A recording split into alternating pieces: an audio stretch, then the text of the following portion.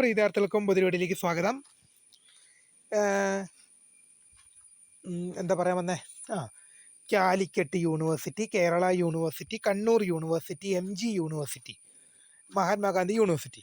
നിങ്ങൾ ഈ യൂണിവേഴ്സിറ്റികളിലെല്ലാം അഡ്മിഷൻ എടുക്കാൻ പോകുമ്പോൾ നിങ്ങൾ പ്രധാനമായും കയ്യിൽ കരുതേണ്ട ഒരു സാധനമാണ് അബാർ ID. ഇപ്പോൾ അതെല്ലാ യൂണിവേഴ്സിറ്റീസും നിങ്ങളോട് ചോദിക്കും. ഡിഗ്രി പ്രവേശനം നേടുമ്പോൾ ഇതുവരെ ഇല്ലാത്ത വിദ്യാർത്ഥികൾ അത് ആക്കുക തന്നെ വേണം. അബാർ ID നിങ്ങളോട് ചോദിക്കും.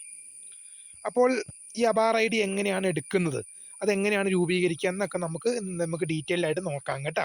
വിശദമായ വാർത്തയിലേക്ക് തന്നെ പോകാം. ആദ്യമായിട്ട് ഈ ചാനൽ കാണുന്ന വിദ്യാർത്ഥികൾ തീർച്ചയായും മറക്കണ്ട സബ്സ്ക്രൈബ് ചെയ്ത് കൂടെ പോരാൻ പ്രത്യേകം ശ്രദ്ധിക്കുക. സബ്സ്ക്രൈബ് ചെയ്തിട്ട് നോട്ടിഫിക്കേഷൻ ബെല്ലേക്കുള്ള ഓപ്ഷൻ എനേബിൾ ചെയ്യുക.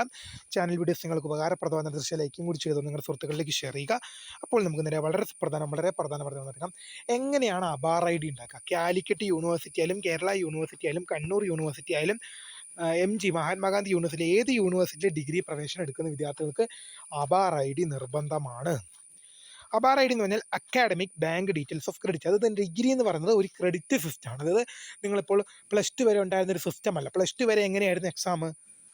+2 വരെ നിങ്ങൾക്ക് വർഷത്തിൽ ഒരു മെയിൻ എക്സാം അല്ലേ ഉണ്ടാവും. വർഷത്തിൽ മാർച്ച് മാസത്തിൽ +1 എക്സാം, മാർച്ച് മാസം തന്നെ +2 എക്സാം. പക്ഷേ ഡിഗ്രി അങ്ങനെയല്ല, 6 മാസം കൂടുമ്പോഴാണ് സെം എക്സാം. അത് ഒരു വർഷത്തിൽ 2 മെയിൻ എക്സാമുകൾ കാണും. അപ്പോൾ ഈ 2 മെയിൻ എക്സാമിൽ നിങ്ങൾക്ക് ഒരു പേപ്പർ, ഇപ്പോൾ ഒരു degree paper main paper clear ചെയ്ത് 4 ക്രെഡിറ്റാണ് കിട്ടുന്നത്. ഈ ക്രെഡിറ്റുകളെല്ലാം എന്ത് ചെയ്യണം? ABC ജനറേറ്റ് ആക്കണം. ആ ABC IDയിലേക്ക് ജനറേറ്റ് ആക്കണമെന്ന് കേന്ദ്ര വിദ്യാഭ്യാസ മന്ത്രാലയം, കേന്ദ്ര വിദ്യാഭ്യാസ മന്ത്രാലയം അബാർ ID എന്ന സാധനം കൊണ്ടുവന്നിട്ടുണ്ട്. ഈ ആധാർ കാർഡ് ഒക്കെ പോലത്തെ ഒരു കാർഡാണ്. അപ്പോൾ ആ ഒരു 12 അല്ല 13 അക്കൗണ്ടിൽ നമ്പറുണ്ട്. ആ നമ്പർ വേണം. അതിലേക്ക് വിദ്യാർത്ഥികൾ നേടുന്ന ക്രെഡിറ്റ് അതിലേക്ക് ആഡ് ചെയ്യണമെന്ന് കേന്ദ്ര വിദ്യാഭ്യാസ മന്ത്രാലയം ഇതുമായി ബന്ധപ്പെട്ട് ഉത്തരവ് ഇറക്കിയിട്ടുണ്ടായിരുന്നു. അതിൻ്റെ ഭാഗമായിട്ടാണ് വിദ്യാർത്ഥികളുടെ അബാർ ID ക്രിയേറ്റ് ചെയ്യാൻ പറഞ്ഞത്. അബാർ ID ക്രിയേറ്റ് ചെയ്യാൻ abc.gov.in എന്ന വെബ്സൈറ്റ് സന്ദർശിക്കുക. abc.gov.in എന്ന വെബ്സൈറ്റ് സന്ദർശിക്കുക. തുടർന്ന് വരുന്ന പേജിൽ നിങ്ങൾക്കിപ്പം ഇതുപോലൊരു പേജായിരിക്കും നിങ്ങൾക്ക് ഓപ്പണായി വരിക. ഇവിടെ നിങ്ങൾക്ക് ഈ ഐക്കണിൽ ഒന്ന് ക്ലിക്ക് ചെയ്ത് കഴിഞ്ഞാൽ, അതാ ജസ്റ്റ് ഒന്നതാ ഈ ഐക്കണിൽ ഒന്ന് ക്ലിക്ക് ചെയ്ത് കഴിയുമ്പോൾ ഇതുപോലത്തെ ഒരു ഓപ്ഷൻ വരും.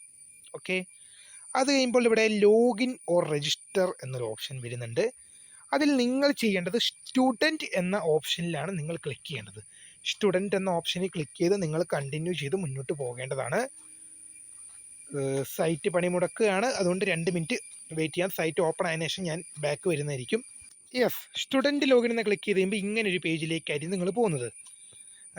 ഡിയർ സ്റ്റുഡൻസ്, എനിക്ക് കുറച്ച് കാര്യങ്ങൾ മാത്രമേ അത് എടുത്ത് കാണിച്ചു തരാൻ നിങ്ങൾക്ക് ആവൂല. കാരണം ഇത് OTP മറ്റ് സംവിധാനങ്ങളൊക്കെ ഉള്ളത് കൊണ്ട് തന്നെ അതെല്ലാം സുരക്ഷ, പേഴ്സണൽ ഇൻഫർമേഷൻ പാസ് ചെയ്യുന്നതിലേക്കൊരു പ്രശ്നം പോകുന്നത് കൊണ്ട് തന്നെ ഞാൻ നിങ്ങൾക്ക് എങ്ങനെയാണ് എടുക്കേണ്ടതെന്ന് പറഞ്ഞുതരാം. നിങ്ങൾ ആദ്യമായിട്ട് ഇങ്ങനെ സ്റ്റുഡൻറ്റ്, ഞാൻ മുമ്പേ ലാസ്റ്റ് സ്റ്റുഡൻറ്റ് ലോഗിൻ അല്ലേ, സ്റ്റുഡൻറ്റ് എന്നല്ലേ, അപ്പോൾ അത് ക്ലിക്ക് ചെയ്യുമ്പോൾ ഇങ്ങനെ ഒരു പേജിലേക്കാണ് വന്നത്. ഇവിടെ നിങ്ങൾ എന്ത് ചെയ്യണം? ന്യൂ യൂസർ സൈനപ്പ് എന്ന ലിങ്കിലാണ് ക്ലിക്ക് ചെയ്യേണ്ടത്. ന്യൂ യൂസറിൻ്റെ സൈനപ്പ് എന്ന ലിങ്കിൽ ക്ലിക്ക് ചെയ്തിട്ട് സൈനപ്പ് എന്ന ഓപ്ഷന് ക്ലിക്ക് ചെയ്യുക. അപ്പോൾ നിങ്ങളുടെ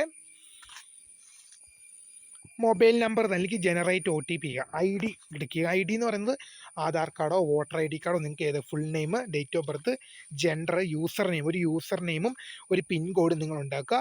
ടേംസ് ആൻഡ് കണ്ടീഷൻസ് എഗ്രി ചെയ്യുക, വെരിഫൈ ചെയ്യുക. ഇത്രയും കാര്യം ചെയ്യുന്നതോടുകൂടി നിങ്ങൾ രജിസ്ട്രേഷൻ വന്നിട്ട് ഇത് നിങ്ങൾക്ക് ID വെച്ച് നിങ്ങളുടെ യൂസർ നെയിം വെച്ച് ലോഗിൻ ചെയ്യാം. മൊബൈൽ ഇപ്പോൾ ഇവിടെ മൊബൈൽ നമ്പറും പിൻ നമ്പറും കൊടുത്തു കഴിഞ്ഞാൽ നിങ്ങൾക്ക് ഇപ്പം ഞാനിപ്പോൾ ഉദാഹരണം പറഞ്ഞാൽ മൊബൈൽ നമ്പറും പിൻ നമ്പർ ഉപയോഗിച്ചാണ് ലോഗിൻ ചെയ്യുന്നത് വെച്ചോ. മൊബൈൽ നമ്പർ പിൻ നമ്പർ ഉപയോഗിച്ച് ലോഗിൻ ചെയ്ത് കഴിയുമ്പോൾ എന്ത് പറ്റും?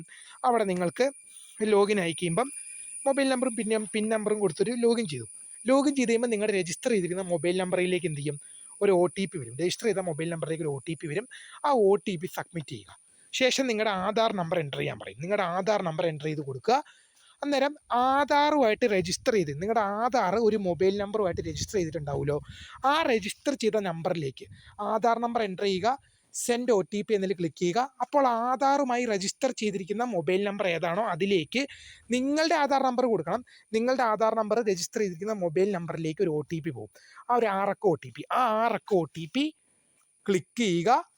സബ്മിറ്റ് എന്നതിൽ ക്ലിക്ക് ചെയ്യുമ്പോൾ നിങ്ങളുടെ ഫോട്ടോ ഒക്കെ ഒട്ടിച്ച